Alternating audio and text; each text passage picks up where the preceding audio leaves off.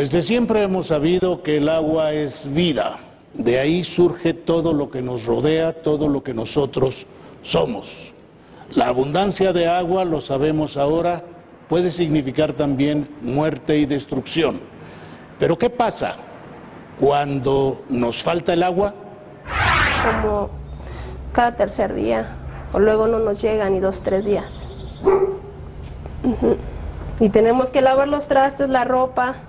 ¿Crees que con esta agua podemos bañar a los niños? ¿O nosotros? Nos podemos hasta enfermar, ¿no crees?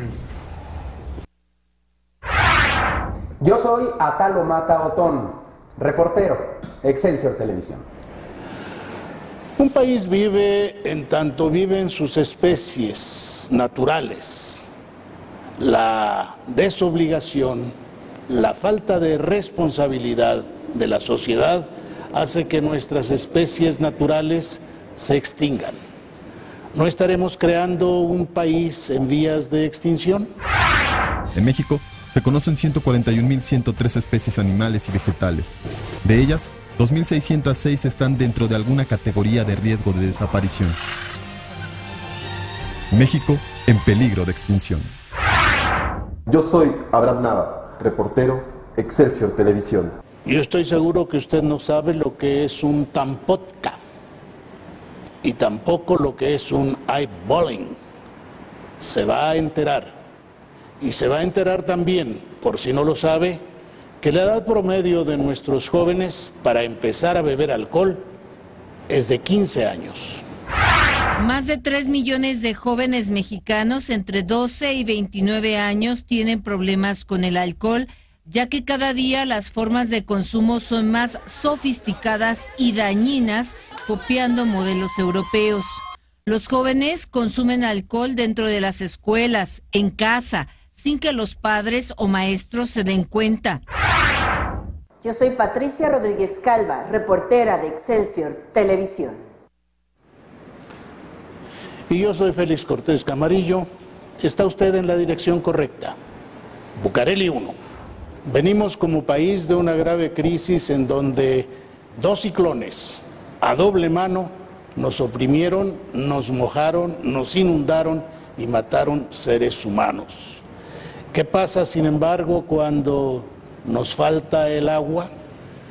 ¿Qué pasa cuando ese elemento de vida simplemente no hay o es muy escaso? 75 millones de mexicanos carecen de agua en forma periódica, pero 10 millones de mexicanos simplemente no tienen agua. Mucho se ha hablado de la falta de agua en México. De lo que se ha escuchado poco es de las acciones emprendidas por gobiernos e instituciones. Las historias las conocemos ya. Se sabe de carencia de agua potable en las delegaciones Iztapalapa o Álvaro Obregón, en el Distrito Federal, además de estados como Guerrero, Oaxaca, Chihuahua, Baja California y Tamaulipas, entre otros. Poco más de 10 millones de habitantes en la República carecen de agua, y 75 millones más padecen escasez de forma periódica. Lo que sí quisiera es que cada uno de todos nosotros informemos que de aquí a 8 días tenemos una reunión, que venga más gente, que cada día se involucre más gente, ¿no? Y que no porque nos caiga agua el día de mañana, ya no vengamos. Tenemos que estar viniendo, aunque tengamos agua. En Iztapalapa el agua es un cuento de nunca acabar. Siempre escasea el líquido o el que llega es color tamarindo. Periódicamente se reúnen con funcionarios de la delegación para darle solución al problema de desabasto, pero reconocen con pocos resultados.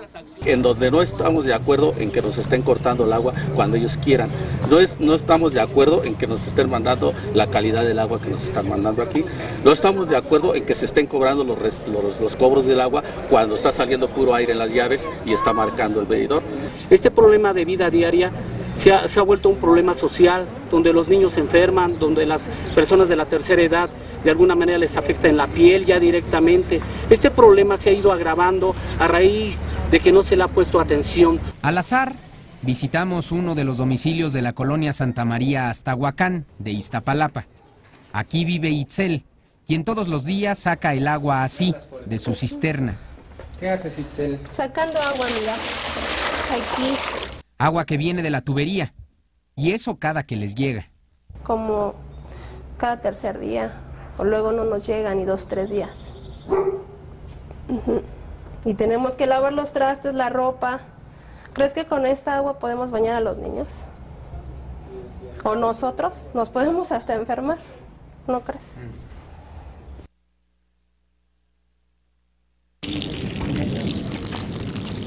Hay quien, debido a la falta de acciones gubernamentales, prefiere invertir recursos y esfuerzo propios para evitar complicaciones.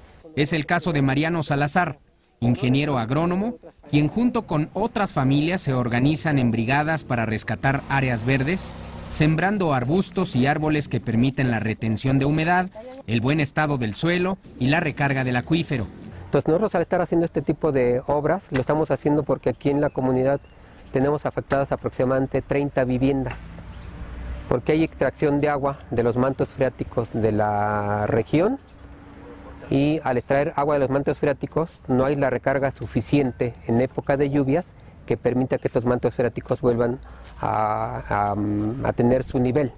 El 20 de enero pasado, el director general del Sistema de Aguas capitalino, Ramón Aguirre, informó sobre el hallazgo de un acuífero profundo que podría abastecer de agua a la Ciudad de México durante los próximos 100 años, sin provocar hundimientos. Sin embargo, los colonos en Iztapalapa no echan las campanas al vuelo, porque al paso de los años, sus viviendas han sufrido hundimientos, fisuras e inclinación en sus estructuras.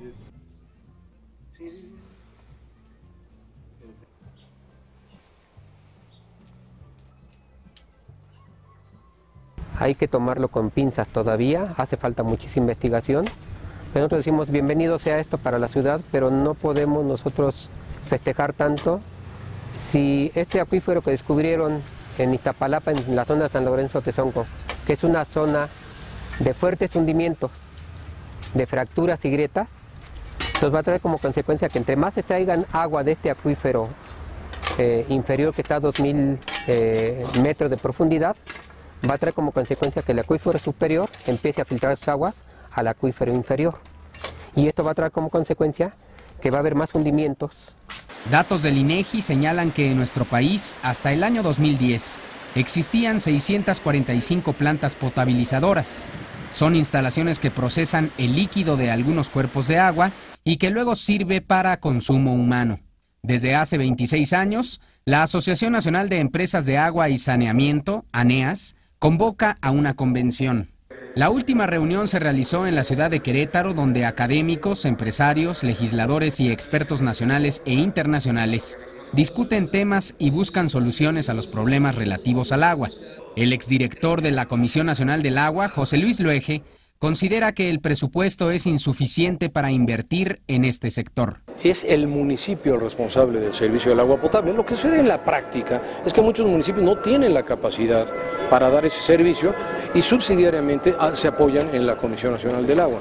Y lo que hace falta son muchos recursos económicos para lograr llevar el agua a todos los sitios, ¿no? Pero hay quien va más allá, pues se requiere reformar la ley. ANEAS exige a los legisladores trabajar en esta materia cuanto antes. Hace falta una modificación de un régimen jurídico para que exista participación privada, para que los recursos que se destinen se usen con el tino, con la atingencia del caso. Les falta información, les falta conocimiento, les falta orientación, les falta basarse en estructuras y en esquemas como el de ANEAS, como de otras organizaciones del sector, y ser sensibles a recibir propuestas. Los diputados no se sienten aludidos de ninguna manera. Ellos culpan a la politización del tema. Aquí en la Cámara de Diputados, los legisladores aseguran que el 95% del país tiene acceso al agua. Sin embargo, aún hay miles de municipios rurales que carecen de este vital líquido. Se vinieron satisfaciendo las necesidades de dotación y abastecimiento de agua potable de manera adecuada hasta hace unos 20 años.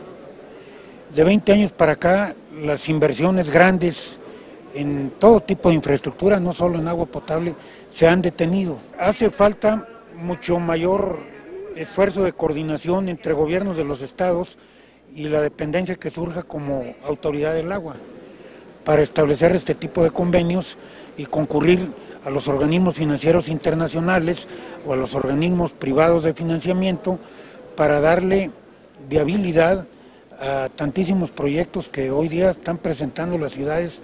Las plantas potabilizadoras son pocas para la demanda de 112 millones de habitantes a nivel nacional.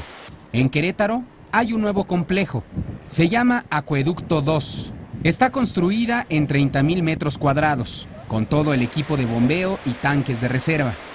Tuvo un costo de 2.800 millones de pesos y abastece a cerca de 1 millón de personas de Cadereyta, Querétaro y Bernal.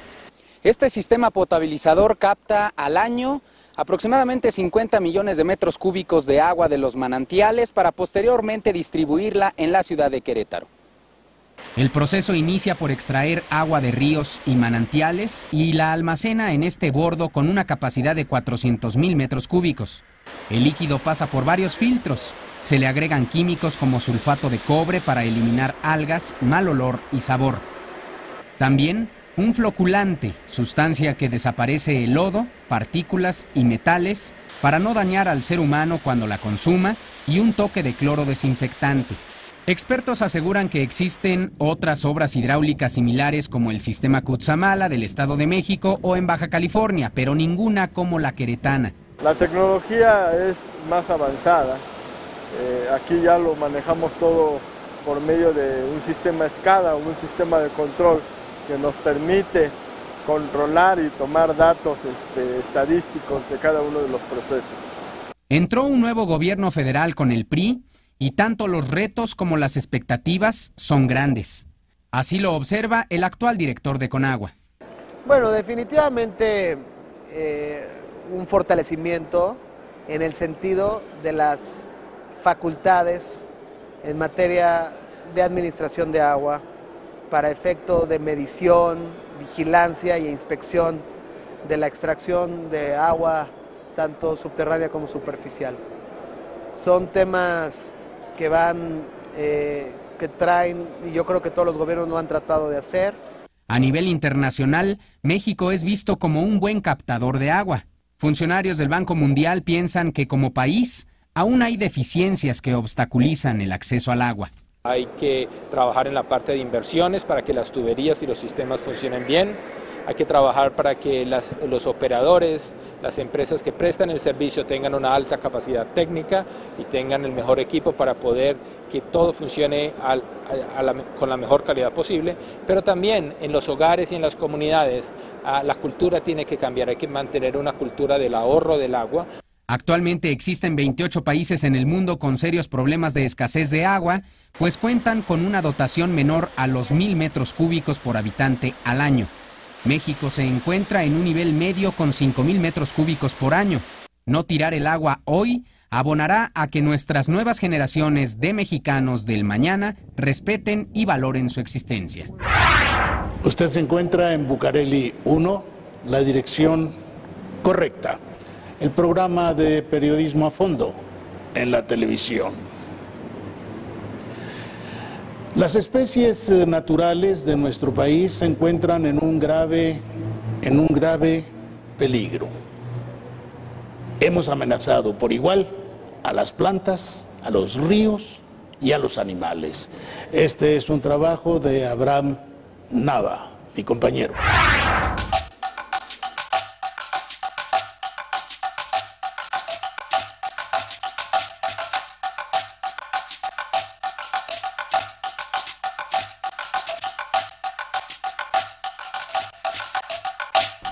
En el Museo de Historia Natural, en la Ciudad de México, se exhibe un oso pardo, perteneciente a la misma familia del oso grizzly. En México existía una subespecie que es Ursus actos nelsoni. Como les decía, esta especie se caracterizaba por un manchón como más plateado. El oso abarcaba un territorio desde Nuevo México y habitaba principalmente en la Sierra Madre Occidental en nuestro país y en la parte de Chihuahua. En 1960 ya nada más quedaban alrededor de 30 ejemplares o 30 individuos y justo el año en que el museo se inaugura, en 1964, este oso se extingue. Otro que nunca veremos es el carpintero imperial. el carpintero más grande del mundo y cuyas únicas imágenes documentales datan de 1956, propiedad de un aficionado al avistamiento de aves.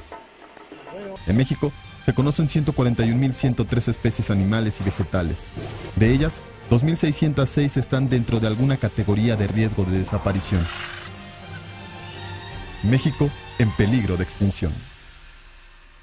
El 1 de julio de 2013, la presa Hurtado en el municipio de Acatlán, Jalisco, amaneció convertida en un cementerio marino. Unas 500 toneladas de peces flotaban inertes. La mayoría eran tipo mojarra y carpa.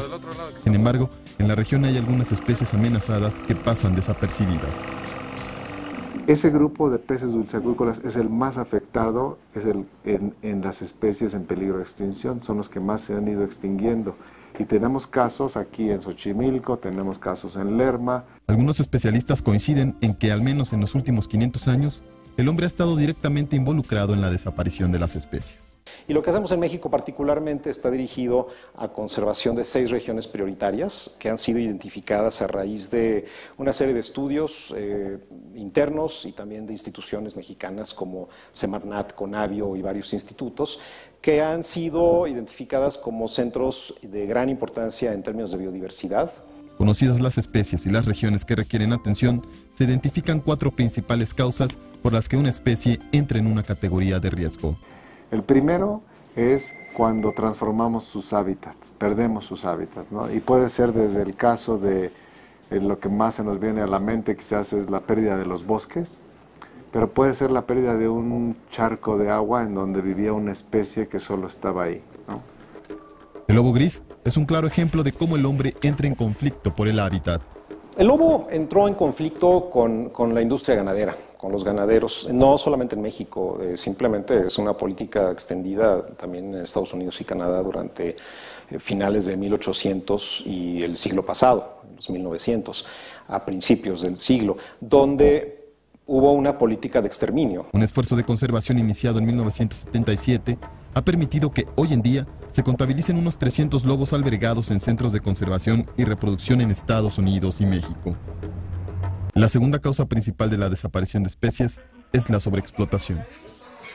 Varios son los lugares conocidos donde se consiguen todo tipo de especies. Después del tráfico de armas y de drogas y la trata de personas, pues es prácticamente el que más dinero genera. Aproximadamente al año el tráfico ilegal de especies pues genera cerca de 200 mil millones de dólares. Pero las historias de tráfico no se quedan solo en la capital del país. Tenemos unos casos muy claros, por ejemplo, con los citácidos. Los citácidos son las especies de pericos y guacamayas, y en nuestro país tenemos 22 especies de pericos y guacamayas.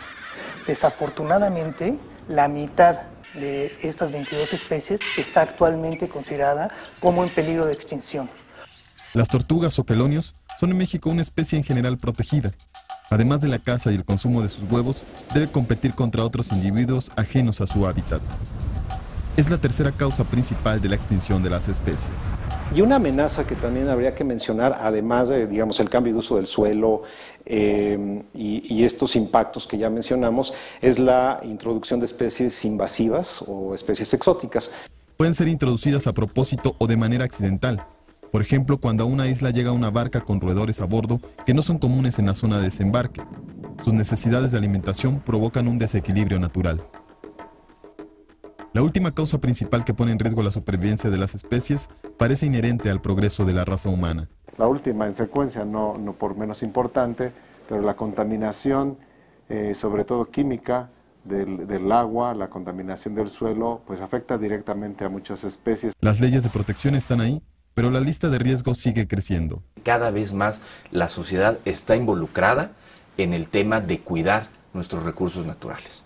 Y de esa forma vamos a lograr hacer cada vez más un mejor trabajo. En verdad tenemos un gran compromiso con México en ese sentido y siento que cada vez más la sociedad está informada. En el país hay 2 listas que se toman en cuenta al hablar de especies en peligro.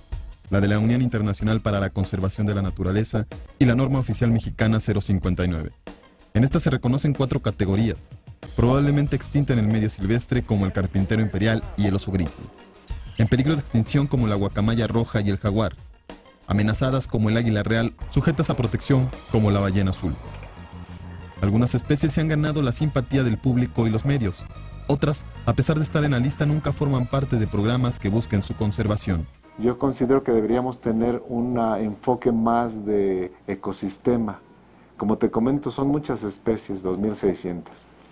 Y de esas 2.600, pues son las que nos damos cuenta de ellas, porque hay muchas especies que ni siquiera nos damos cuenta que está sucediendo. Las especies más pequeñas, los insectos, los invertebrados. La causa real, que es esta necesidad de transversalización de la política ambiental dentro de las políticas productivas y de desarrollo energético y de, en fin, infraestructura.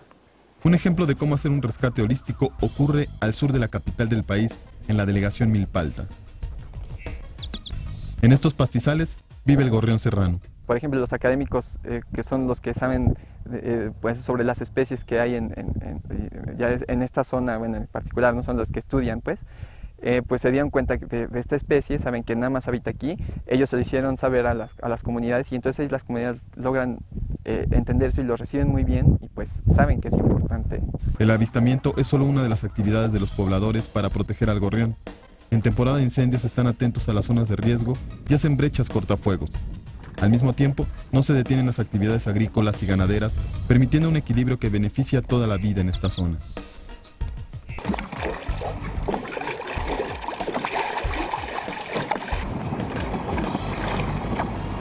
Más al norte, en Baja California, el Mar de Cortés es otra experiencia de éxito de conservación en México.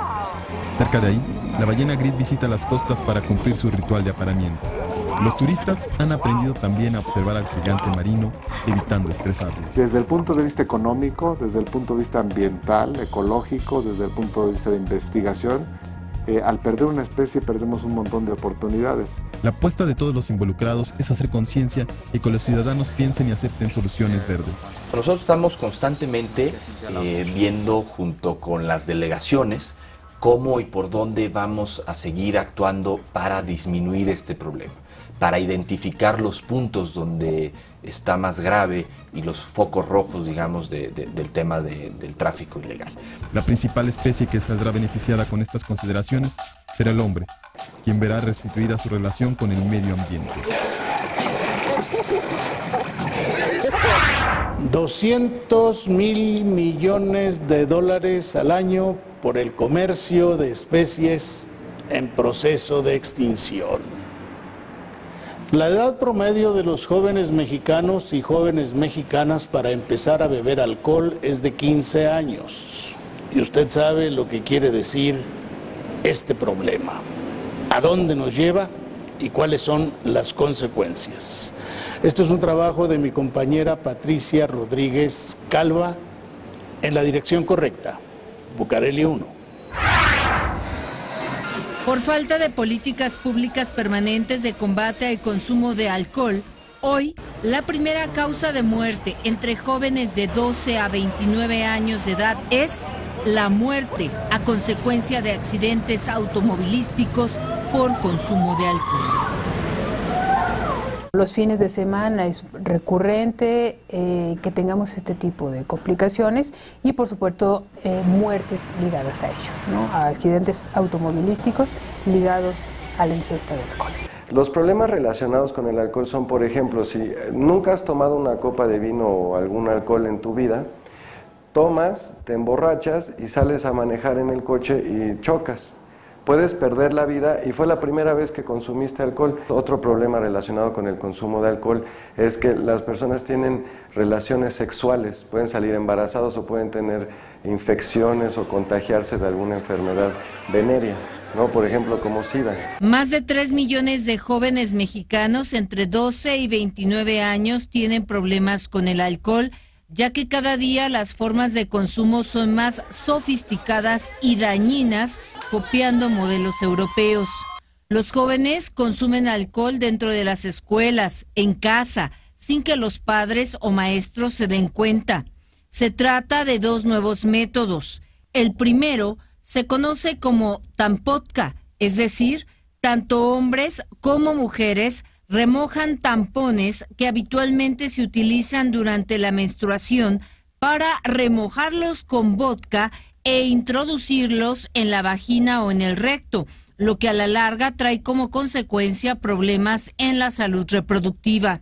Otro método es el llamado eyeballing, que aunque suene increíble, se logra colocando directamente 2 botellas de vodka en ambos ojos para que el alcohol entre directamente por las mucosas a la sangre, lo que deriva en serios problemas de visión hasta llegar a la ceguera. Alianzas que deberíamos retomar, fortalecer para ese tipo de cosas, ¿no? Porque las campañas de comunicación y de información y de cuídate y por favor y la mamá diciendo, no hemos impactado a los chavos. Los chavos se sienten invulnerables. ¿Qué es lo que orilla a los jóvenes mexicanos a empezar a alcoholizarse? Bueno, descartando la parte genética, cuando uno hereda por la familia que toma alcohol, uno ya tiene una predisposición. Vamos a hacer a un lado esa parte. Lo que yo me he percatado por mi experiencia personal con los pacientes es de que la parte afectiva es determinante para que una persona tenga una inclinación alcohólica. Ejemplo, en los niños, ahora que los padres tienen que trabajar ambos, se quedan mucho tiempo solos. Ese vacío emocional buscan cómo llenarlo. Y estos niños forman parte de un grupo en la escuela, con amiguitos. Y muchas veces por ser aceptados, permiten o participan en tomar. Cuando el niño toma, experimenta dentro de sí que ese vacío se llena momentáneamente. Se siente bien por el alcohol, se siente relajado, no está preocupado, se siente bien. Y por eso repite nuevamente la actitud, cuando yo tomo me siento bien. El problema es que cada vez se va haciendo más dependiente de beber porque quiere sentirse bien. El papel de la familia es fundamental para evitar que los jóvenes se alcoholicen e incluso para ayudar en su rehabilitación. Cuando hay valores que median la relación y el deseo de llevarse bien, disminuye la agresividad, disminuye la violencia. También cuando hay crisis y otro tipo de depresiones y de desilusiones vitales, la familia te conforta y hay menos riesgos de caer en el alcoholismo. Es muy importante notar que cuando se maneja un tema de alcoholismo o problemas derivados del alcohol, el foco de atención es el joven que está tomando o que está siendo rebelde. Toda la atención de la familia se dirige ahí. Otra forma diferente de verlo, como lo vemos nosotros, como se ve en medicinas más antiguas, es que el comportamiento que tiene el joven es un síntoma de algo que está ocurriendo en la dinámica familiar. De acuerdo con la encuesta nacional de adicciones 2011, los jóvenes que consumen alcohol se ubican en las zonas urbanas, en ciudades de más de 100,000 habitantes. En el norte del país hay mayor número de jóvenes con ingesta de alcohol, siguiéndole el Valle de México. Estamos hablando de que aquellas jóvenes que en el último año han consumido por lo menos alguna copa, de 2008 eran el 27%, y en el 2011 subieron a casi el 40%.